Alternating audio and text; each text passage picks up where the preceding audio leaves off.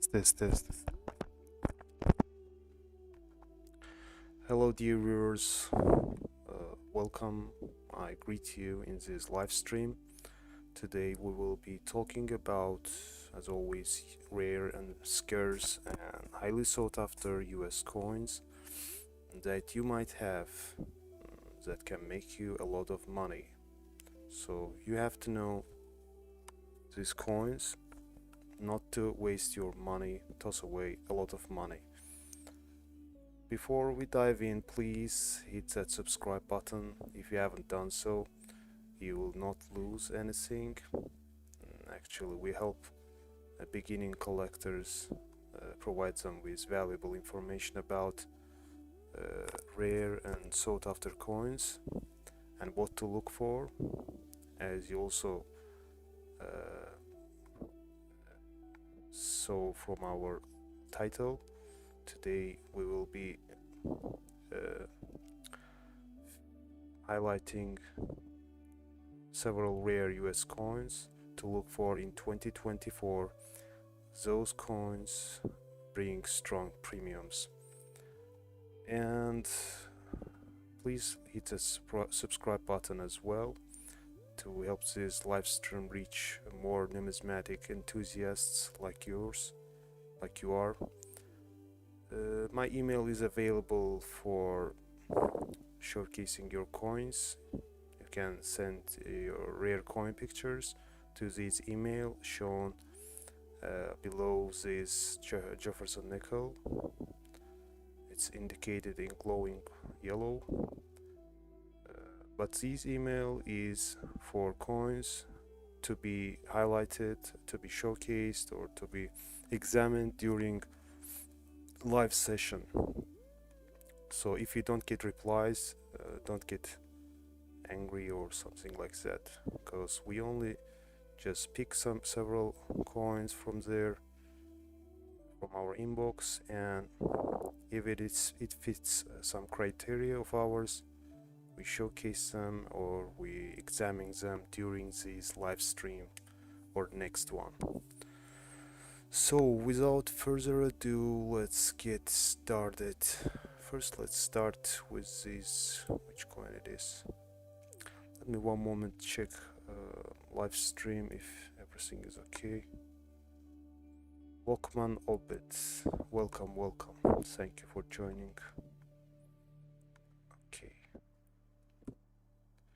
So, let's start with this 1964 Jefferson nickel. This is, as you know, is not a rare variety, a rare issue in terms of date, because 1964 is ordinary composition, metal alloy, nothing special about it, and it is not rare date as well. So what makes this 1964 so desired nickel by collectors? Now we will know about it. So let's first go to, let's center it. That's okay. So this is 1964 D Jefferson nickel. The D is indicated here on the right side of Monticello building. This means that this nickel was struck in Denver branch of some mint. So this 1964 D issue, it was graded as MS66 by PCGS, meaning it is in high uncirculated grade.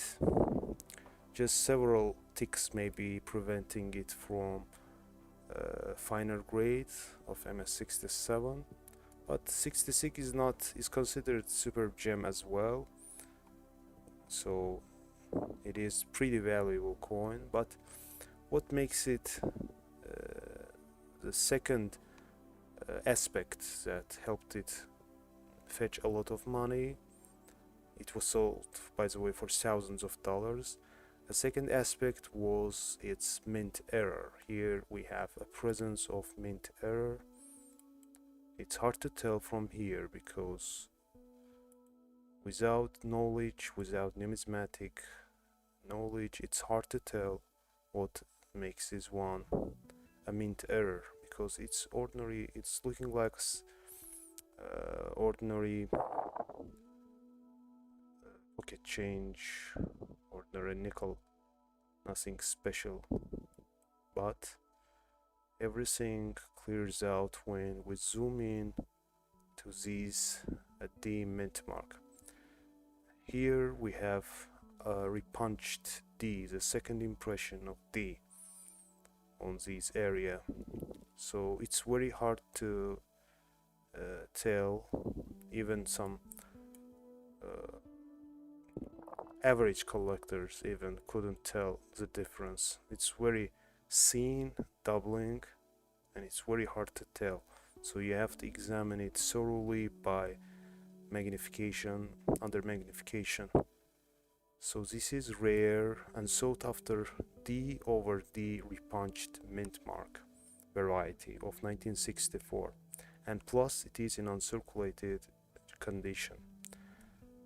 But imagine if it would be a full steps designation as well. This would be, I guess, maybe $100,000 maybe. So now let's read information about it. I think it's a little bit outdated, as let's read from this side. The punching is clear with, so its designation is FS501 and grade MS66, as I already mentioned, by PCGS. The repunching is clear with loop, but may escape detection by the unaided eye. As I told you before, it's very thin difference, very thin doubling, so without unaided eye it's almost impossible to tell. Look at this area, only from here it's seen that it has second impression, the repunching of the second D. Repunching of the D. This representative is tied with another as the finest FS501 coin at PCGS, but it could be outdated information. I won't lie about it. Each side is brilliant and satiny with slight reflective discerned fields. A few tiny marks are not bothersome. Although the steps of Monticello exhibits a typical softness, this coin is otherwise well struck and pleasing. So again, no full steps here, but very exceptionally rare coin for Jefferson nickel series, even though the date is not key date. So guys, if you have 1964 Jefferson nickels, go grab a magnifying glass, strong, very strong magnifying glass, and digital microscopes that have, I don't know, maybe 16x or something like that, very deep zooming capabilities, and check out the mint mark for repunched D over D. It can fetch thousands of dollars for you. Speaking of which, this one was sold for $19,800 at heritage auctions. So bear in mind that these Jefferson nickels are exceptionally valuable if you meet certain criteria. So let's move on with this. If you have any questions, by the way, don't hesitate. I'm here for you. You can ask any coin related questions. I'll do my best within my English. I'm not native speaker, so I may have some difficulties in expressing my thoughts, but nevertheless I'll do my best to explain you what to look for in these coins, especially modern US coins. I have no knowledge, almost no knowledge about old, let's say, before of coins of early 20th century and late 19th century. Maybe very brief information. So let's continue with this error coin. I don't know why, but this Susan B. Anthony is not that favorite one among collectors. I don't get it. Maybe it's due to a very short period of time, short period of time that it was struck. Therefore, it's not favorite of people, but nevertheless, this one mostly get a lot of money, a lot of premiums at auctions. Let's check this out. Check backside as well. At first sight, it seems like an ordinary Susan B. Anthony dollar coin, but here's what makes it so valuable. So this is 1999 Susan B. Anthony dollar with a wrong planchet error. It was struck on a Sacagawea dollar planchet. It is considered a transitional mint error, that instead of being struck on a Susan B. Anthony dollar, it was struck on a Sacagawea dollar planchet, which was intended for next year, for 2000, where yesterday on previous live stream, if you remember or not, I showcased, I talked about 2000p Cheerios dollar as well. The first year of striking of Sacagawea dollars, and where they promoted this coin by putting it inside the cereal boxes of Cheerios. Therefore, before that it was struck, the $1 coins were struck on Susan B. Anthony dollars, and design was Susan B. Anthony on obverse and the eagle on reverse side. So this was graded as MS65 by NGC. Very attractive, lustrous specimen. Even though struck on the wrong planchet, you see the size or diameter almost the same and fitting very correctly. Therefore, all obverse and reverse letterings are in their place and are not distorted.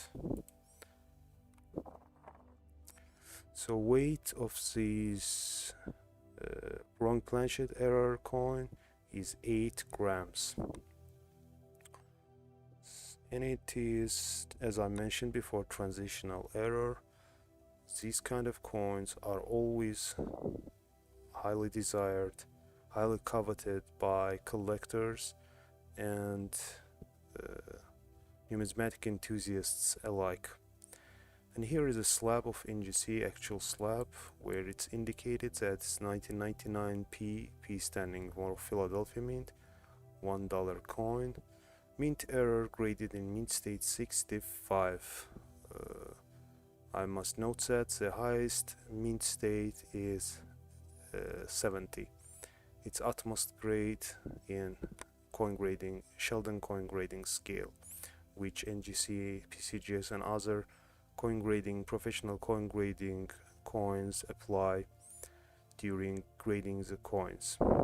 So it's struck on a Sacagawea planchet with a weight of 8 grams, and this is the serial number where you can check it for yourself.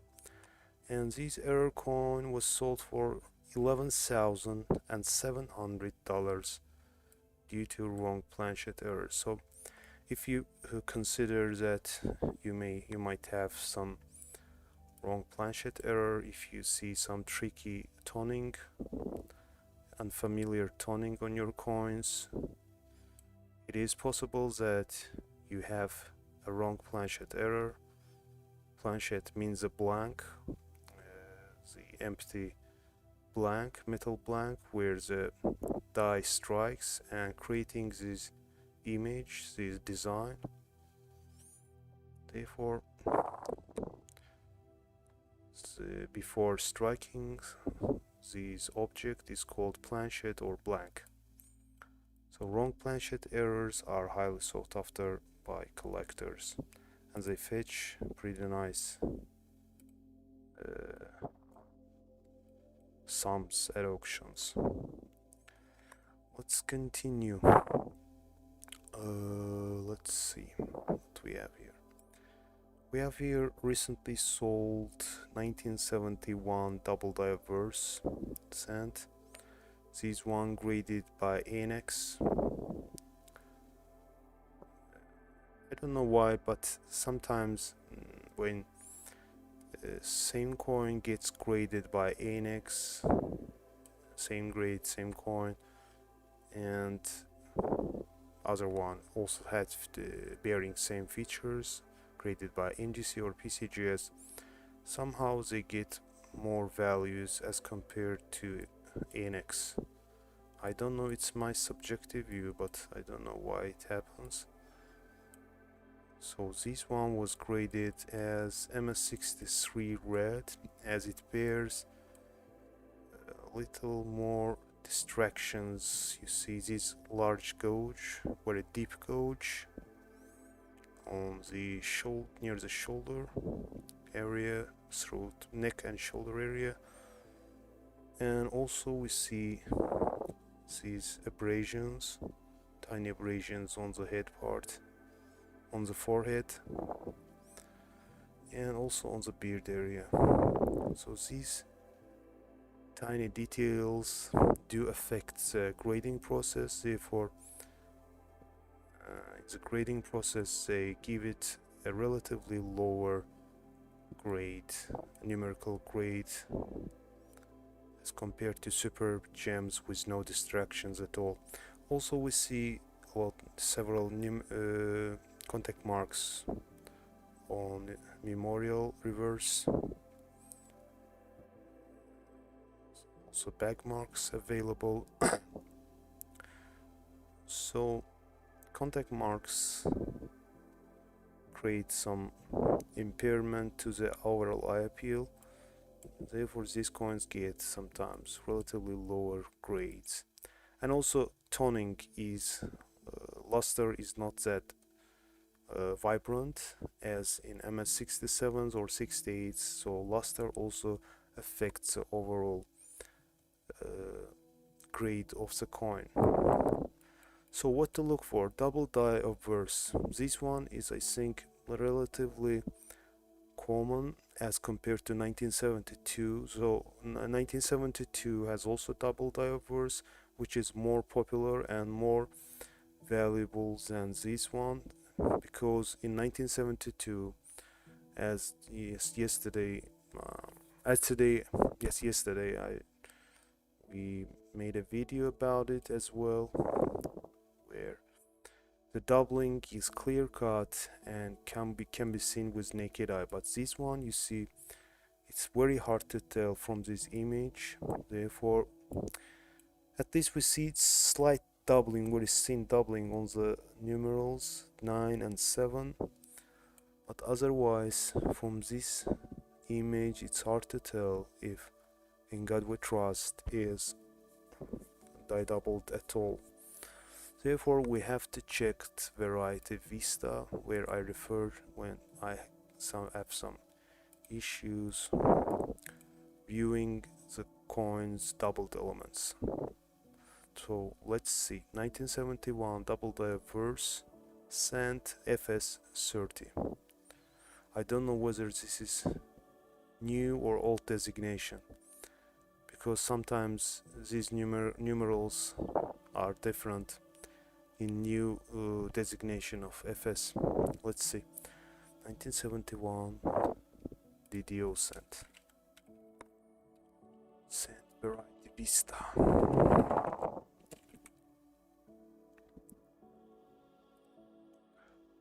This Philadelphia issue. We need to look for, what was it? FS30. Fortunately, they don't have FS30 here. Maybe it's FS30. Let's see.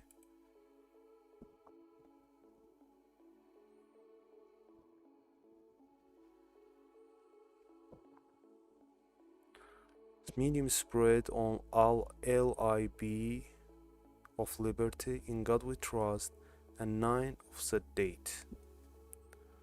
Let's see whether we can identify that. 9 is obviously die doubled, but I also witness a 7 as well. And they say it's also in LIB of Liberty. So I can't further zoom in. The maximum is 125. It's hard to tell from this picture, but I think it's hard to tell about In God We Trust. So therefore, at least check out the date, because it's more obvious if you have numeral 9 and LIB of Liberty doubled, then you have relatively valuable coin. Because I must confess that this variety 1971 DDO with this designation is not that valuable as other double diverse cents, especially 1972, which is 1 year later, issued 1 year later. Nevertheless, let's see for how much amount. Hello to you as well. Let's see which amount this one sold. So November 19th, almost yesterday, it was sold for $149, which includes buyer's premium at Heritage Auctions. So had it been MS65 or 66, it could be maybe thousands of dollars, not hundreds, not 149.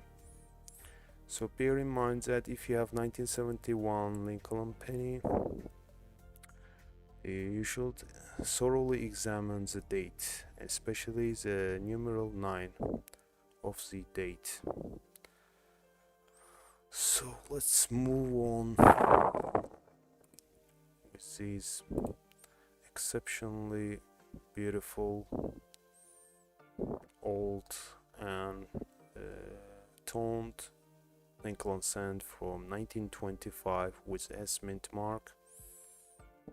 S mint mark stands for San Francisco Mint, where mostly they strike proof coins, but this one is not proof. Sometimes they also they used to strike circulation strike coins, business strike coins as well. So let's see. This one was graded as MS64 plus red by PCGS. Yes, it's also approved by CEC. You see it has a green label, cake or cakes they call it in short. It's given to coins for exceptional quality, which is considered exceeding, which has exceeding characteristics among, if compare them with its peers, meaning same coins, same pennies with same grade, but it is standing out. So let's go back to enhanced image. Let's check out backside as well. Backside is showing also very attractive hues, slight iridescence, around the collar, the bottom and the upper part as well, also in these near these western rims. So 1925 S. Lincoln sent its skirts in mint state with original red color. Choice examples are particularly elusive and finer pieces are rare. These plus graded near gem displays mainly copper orange luster, but also shows a wisps of delicate rose and pale green hues. See, that's what a beautiful pale green hues, those areas. Very nice. Tone coin. This is key date issue.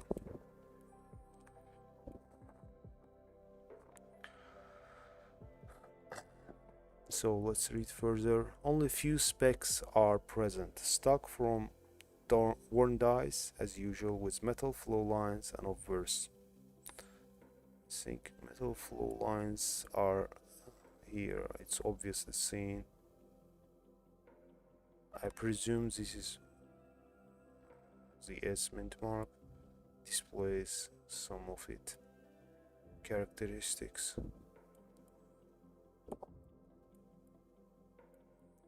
But around the rims also we see the same issue, I guess. So this issue overall is known for its being struck by eroded or fatigued overused dies. Evidence of heavy dye usage is more obvious on obverse than reverse. So reverse is much clearer and much sharper as compared to obverse. For those who don't know, obverse is the front side and reverse is the back side of the coin. These terms are especially used in numismatics. When I first tried to dive into currency notes, valuable notes, I don't know what's exact name of examination of them. In coins we know that it's numismatics, but I'm not sure whether currency also included in numismatics or they have, I think they have some different term related to these. So when first dived in, I considered that there also same terms are used there, but they use front side or back side instead of obverse or reverse. So these obverse and reverse stuff are exclusively used for coin related explanations. So this one was sold for, oh, it also have 3D image, which could be awesome to look for. It's provided by Heritage Auctions. Let me go maximum. Look at this beauty. Don't know how they do it. It's very hard to do this kind of imaging. It's called 3D imaging of the coin with actual tones while tilting the coin. It shows every specs, every details. Very awesome way. Also, let's go to reverse side as well.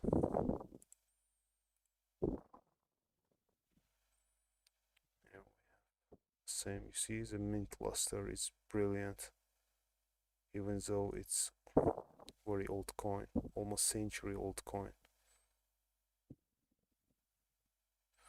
3D imaging is very good because you also see the details. Sometimes people confuse gouges with what's called with elevated surfaces, but we clearly see from this 3D image that it is a gauge, not elevation or relief, as they call it in numismatics. So, this superb gem, this old rarity, was sold for $11,400 at heritage auctions. Hello, hello. Numismatica Moedas, welcome, welcome. Thank you for joining. And greetings to Brazil. Let's see what we have left here. Oh, here we have another error. So, speaking of the Sacagawea, we also have here Sacagawea of 2005. Also, obviously, mint error where you don't see the liberty, and in God we trust is missing in and we. So it is obviously wrong planchet error, and the planchet used is of different size, obviously, because some elements are struck to the void. Let's check out the reverse side as well.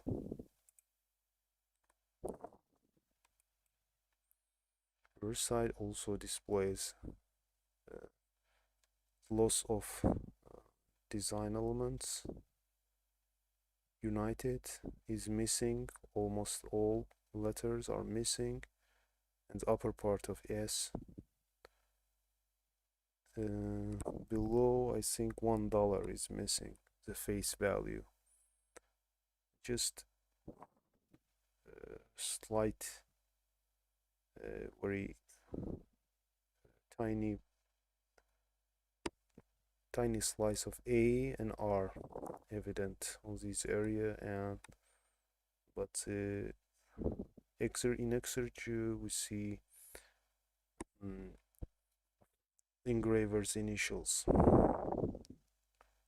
If I'm correct, it must be the engraver initials, but they are distorted as well due to the nearer, because nearer you get to the flange while you have wrong planchet, the worse it gets in terms of depiction.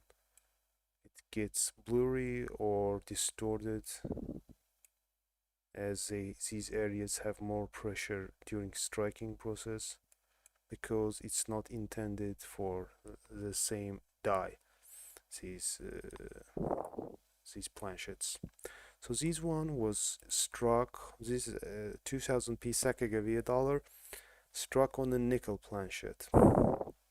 So they have obviously different sizes.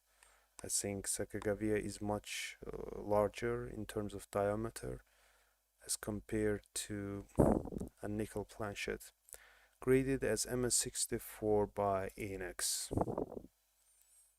Here's the actual photo inside a slab, and this one is highly image and enhanced photo, displaying the original hues as well. So let's see. The 2000p Sacagawea dollar was struck only for collector sale, and wrong planchet examples are undoubtedly rare. The present piece was struck flush against a colored die at 4:30. The clock position favored the date and mint mark, which are bold, obviously. Sacagawea and Little Jean-Baptiste are complete as in the eagle, except for back wing tip. So here we see little tip of the wing missing. The well-preserved surfaces are richly toned in sea green, russet brown, and steel gray shades. Nice specimen, error specimen, which was sold for $24,000, and it is a 2024 sale, by the way, realized at heritage auctions. So if you get this kind of coins and you presume that this is just a waste of money, this is just damaged coin, just stop it. Don't spend it. Just take it to an expert or check out online consultant of some auctions or some grading companies, because you could be holding a super valuable error coin in your hands. So this one was sold for $24,000, even in mint state 64, which is average mint condition. So let's move on with which coin did that. Let's take this Mercury dime. Moment, please. Check the health of live stream. I also forgot to check email to see whether you sent something.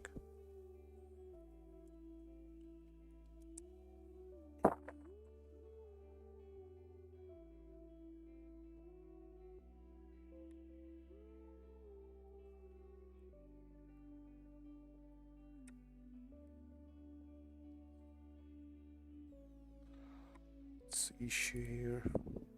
1944 Mercury dime, full steps NGC. Let's take it and look for it. I don't know exact information about this, therefore I must refer to. And let's check out email as well, inbox, to check to see whether we have letters from you.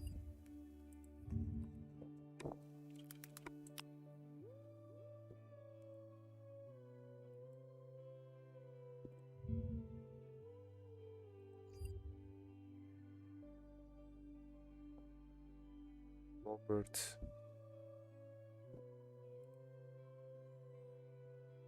Hello, I have these pennies that weigh 3 grams.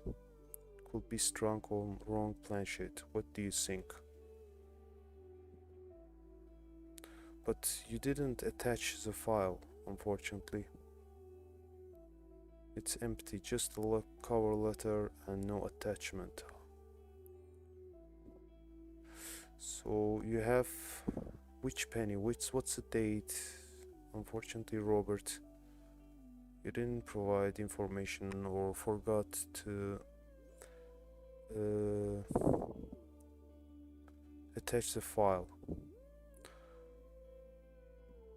Another one also, Merab Nogai Daily, sent it on November 18th, but unfortunately just the image of 1999D. It's most likely penny, but what can we tell from this? Just this picture, magnified slice of this part of 1990D Lincoln sent. You should check. You should send both obverse and reverse for us to be able to examine them and tell you whether these coins are actually scarce or just pocket change.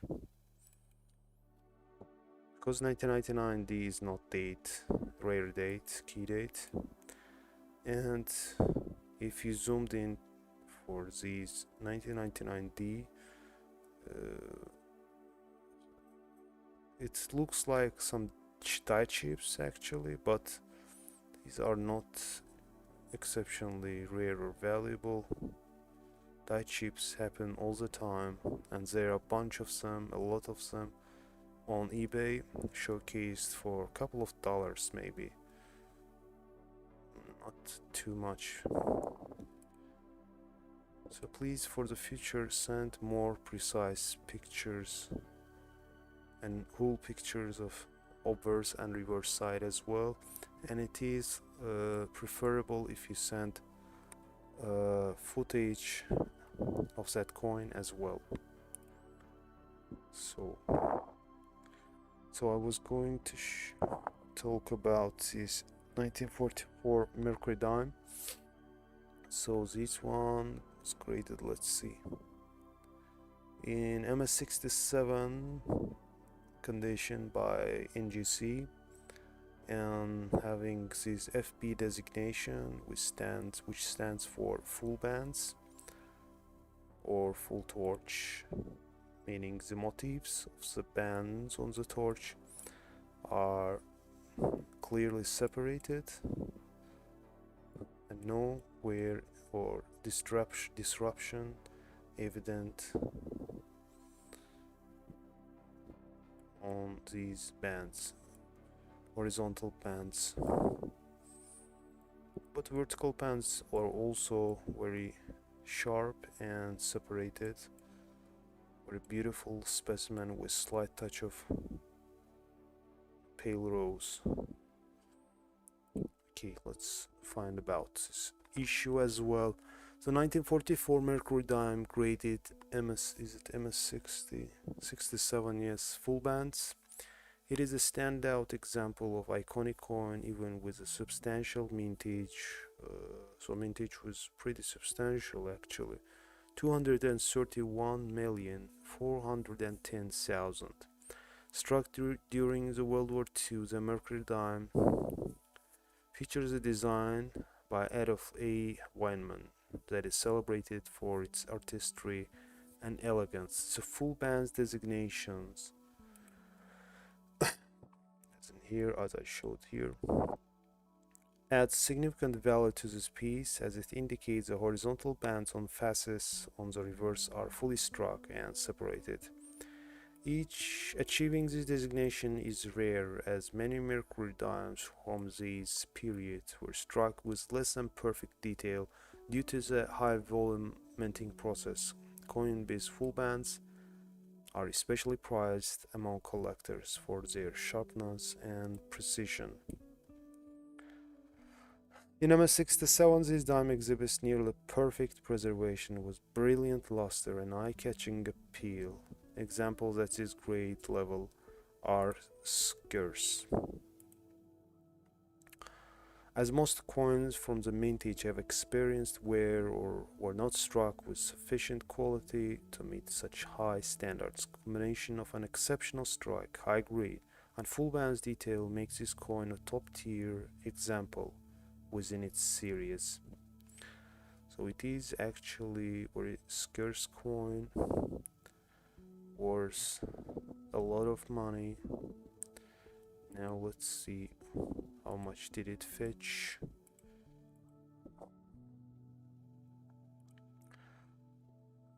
So this one was recently sold for on November 12th, 2024 for $360 at Heritage Auctions. But what? Let's check it out. Check out eBay as well.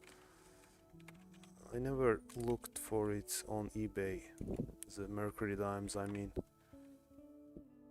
I wonder whether they are worth hundreds, if not thousands of dollars on eBay. Let's check out 1944 Mercury dime full bands.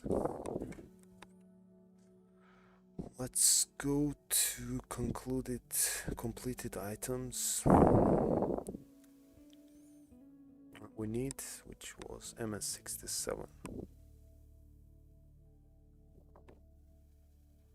So we have another NGC example. You see, on eBay it is almost half the price, because it's also MS67 and also with full bands, and it is, I think, much more beautiful, much more shinier than one I showed you that was showcased at Heritage. But therefore, you see, guys, eBay is almost half the price as compared to prestigious coin auctions like like Heritage or Stax Bowers.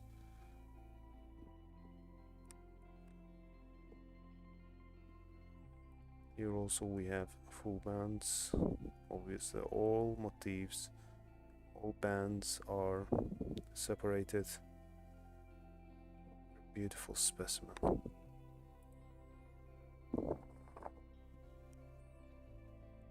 So you see 114 and 50 cents for this one, same, almost the same coin on eBay, but $360 at heritage auctions, almost half the price. Now let's see. Tyler, hello, I got question about my 1957 wheat pennies, the errors on them, and maybe you can tell me what's their worth. What kind of error exactly? Repunching or what? 1957 is overall wheat pennies are worth more than their face value, as they are no more in use in as a legal tender, I guess. Therefore, they will also, because of copper value, they're worth more than their face value. But what kind of coin is that? Which error variety, I mean? The errors. You mean double divers? You mean repunching or what? You can send picture to my email, and I will talk about it and showcase it in my next live stream, God's willing. Because just through your words, it's hard to tell anything, and you have to be more specific about it. But thank you for joining, Tyler. We will be waiting for your coin picks. And let's... which coin left? Oh yeah, another coin to look for is this 1965 Roosevelt dime, which is another wrong planchet error, which is worth a lot of money, as 1965 is a transitional year when they switched to copper nickel clad composition instead of silver. So 1964 was silver, but 1965 were struck in copper nickel composition, which they call sandwich. Therefore, some of the coins, some of the planchets, some from silver era, somehow were left on tot beans, and it was by mistake struck.